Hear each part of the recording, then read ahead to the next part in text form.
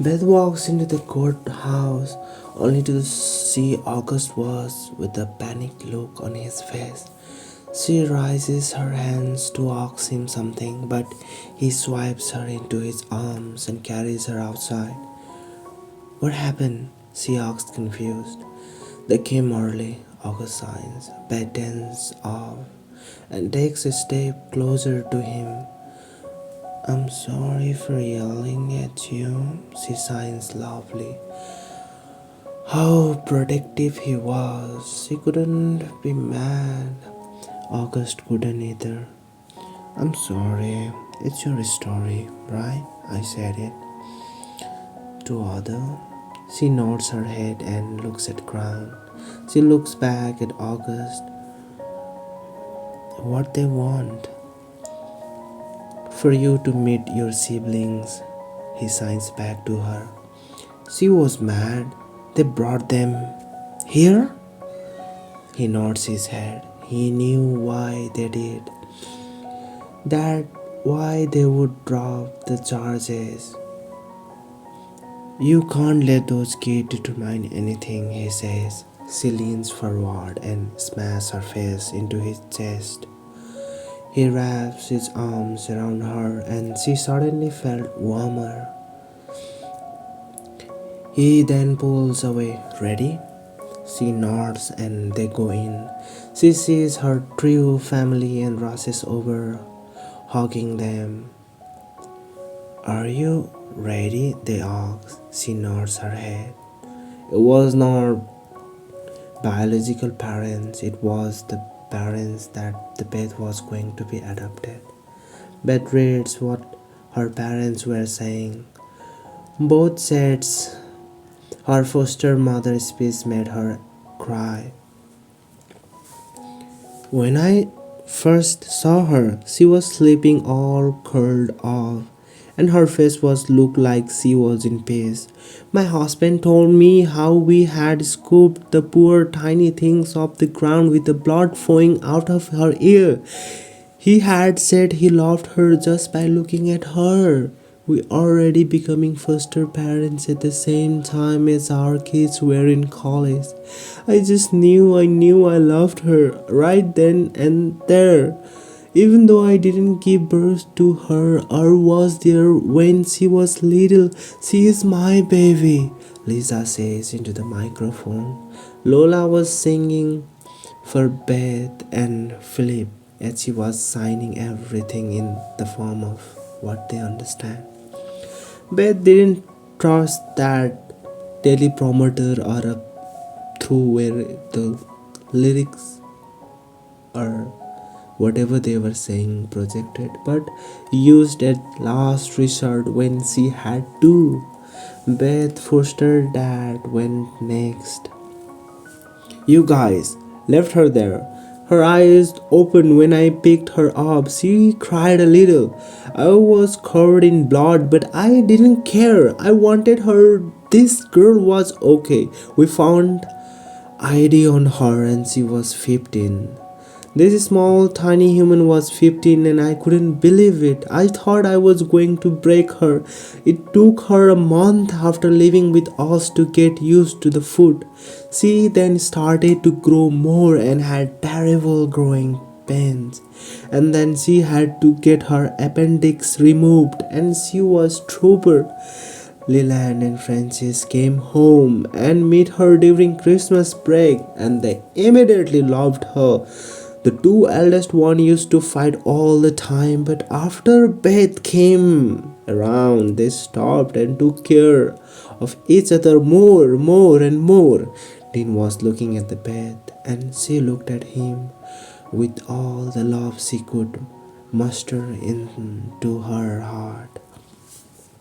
You weren't there though. When she would wake up screaming because of the nightmare, she couldn't even hear herself that she was screaming. She didn't even know. When she tried to learn how to lip read, she would get so frustrated, but she loved to cuddle. She still does, but tends to sleep better when someone held her. She didn't even always wanted to need to be held, but she did all the heat of someone. She wants all the heat of someone. She played some sports on local team but would allow her on same field did track. She was great as my son Leland was, even though she had fire as her hair. She is my daughter and I love her. You weren't there. You never were. We know her better than you guys. You just know her by her face.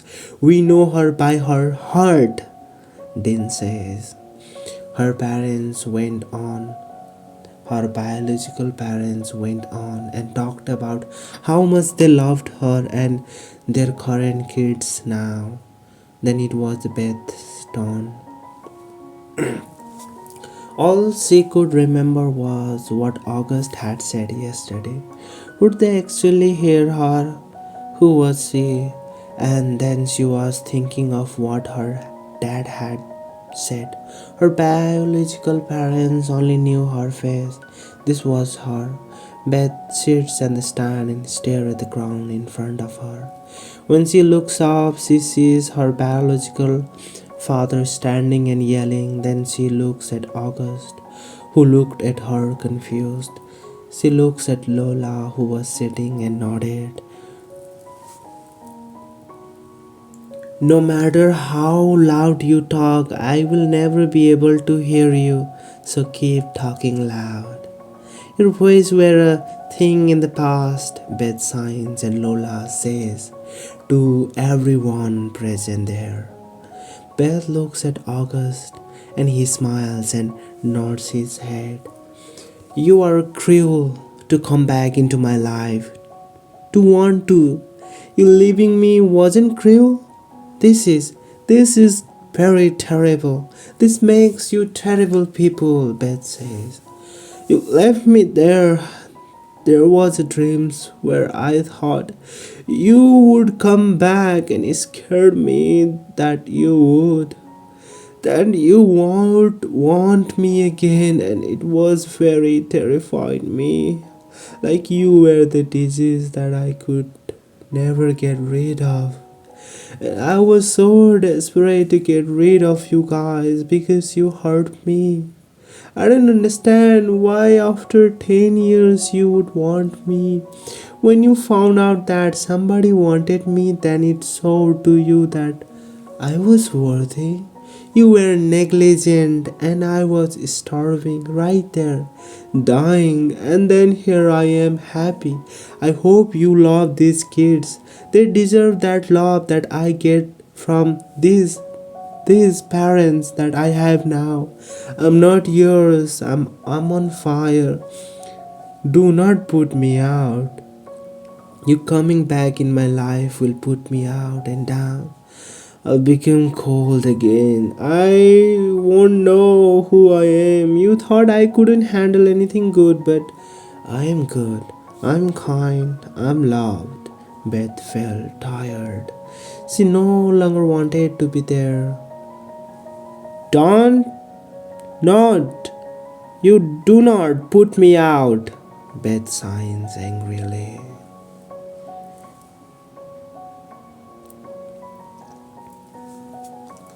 A few months later, Beth's family won the case. She was able to be adopted. She was waiting for her friends to pick her up from work. They were going to celebrate one of her friend's promotions. Her phone vibrates and Beth locks up and joins Amelia. Congrats, Beth signs to her friends. Amelia smiles widely and hugs her friends. After an hours of drinking, Beth was what college kids would say, trashed. They everyone laughed. Amelia couldn't stop laughing at her friend who was making fun of everyone on the dance floor. Beth stalked up like a sore thumb. She was wearing overalls that were covered in a pants because she was painting flower shop back room and the office, her dirty converse, and since it was dark outside, she had her glass on. Her red hair was long and pulled into the braids. Everyone on the dance floor was Everyone were wearing short dress or skirt and grinding on everyone. Beth, incredibly drunk, decided she was going to make fun of people on the dance floor. Everyone was looking at the bed like she was weird, but Beth would only look at them like they were the weird one and kept dancing. Text August, one of Amelia's co-workers signs to her. Amelia nods her head and texts him. Then the girl gets up and stopping Beth outside. Beth thought she was having the time of her life. They were walking down the street and then Beth spotted the familiar body. She tried to run but her legs wouldn't work. She stumbled forward, wrapped her arms around the light post to keep her from falling over. August yells Beth's name even though she couldn't hear. He runs up to her and wraps his arms around her waist. She leans into him and smiles.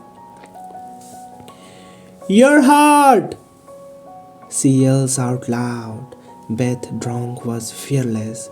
She didn't care that she wore us. Whatever her words didn't make any sense. August smiles and holds onto her tight. He looks to her friends and waves them out. Thank you. You all are good to go home? He asks them. They all giggled and signs to him that they had a ride coming. Can you feel the love tonight? Beth signs, and it wasn't good at all. The notes were wrong. It was clear she didn't remember the tune of the song anymore. Totally, August signs to her. She looks at him with raised eyebrow and then pushes her glass back as her face. Come on, we're going to my place, he sighs, and then they head towards August's apartment. He waits until Beth sobers up. He knew her too well. She was a lightweight, and alcohol did not have lasting effect on her if she drank a lot of water. So he put on her favorite movie that matched her favorite book. Under the Tuscan sun, she started to sober up quickly, and then by the end, she quickly sobered.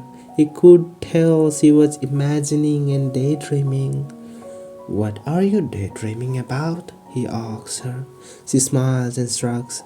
Beth was dreaming about everything, but most of all, she wanted to go to Scanny. Let me guess, August signs to her. She pretends to put a poker face on and waits for him to guess. But all of a sudden, Beth couldn't breathe because in her face were ticket of dreamland. She meant to Scanny. What have you done? Beth signs, crying. August was shocked. What did she mean? What has he done? He got them ticket for Tuscany. Who can say no to the Tuscany? He signs. Don't credit me. I didn't say no. I'm excited. I just don't know how to react. I want to go. So, when do we leave? Beth signs rapidly. 4 days, August replies. Beth speeches everything. She stands and started to dance, and August went up and joined her, both falling in more love with each other, even more and more. And maybe it's not about the persons we might fall in love, or it's not the love we are falling in love. It all depends on yesterday we might be strangers, today we might be the known persons, tomorrow who knows, we're gonna be the love of life. Or sometimes we think that really is it love of life, because it is not. It's because sometimes we find the peoples, or like we find the good or right people in a very inappropriate or a very worst time of life. And meeting them would finally started to change. Even it's a subtle, but there is indeed change. And sometimes it destroyed us. Then again, it will arrange or rearrange us in the form of new things and new joy. Love is deadly, yet it's a beautiful flower that we ever could see, and depending upon the whom we are in love or what kind of person we are love, it can be the heaven and it can be the hell as well. So love is all about the small things. Keep loving it and see you in the next story, guys. Hope you enjoyed it all, and all thanks to my waifu. I love you so much, Hugh. Alright.